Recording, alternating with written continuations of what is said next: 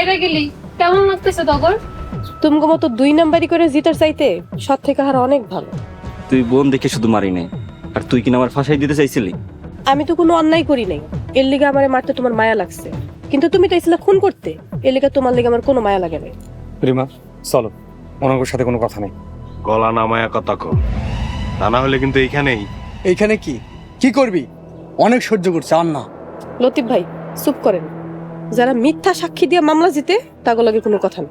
তোকে একটারেও ছাড়ুম না, জেলখানায় থাকে শুধু প্ল্যান করছি। আরো প্ল্যান করেন, প্ল্যান শেষ হইলে খবর দিন। সইলা মনে এমনি তো আর কিছু করতে পারবেন না, এইসব প্ল্যান বাটপারি করে যা করার করবেন। যেদিন আল্লাহ বিচার করব সেই দিন আর রেহাই পাইবা না, কথাটা মনে রেখো। রিমা, আমি তোর বড় বোন, তুই বুঝলা যাইস না। 2 নাম্বারই করে বড় হওয়া যায়, কেউ কেউ হাইরাও বড় হয়।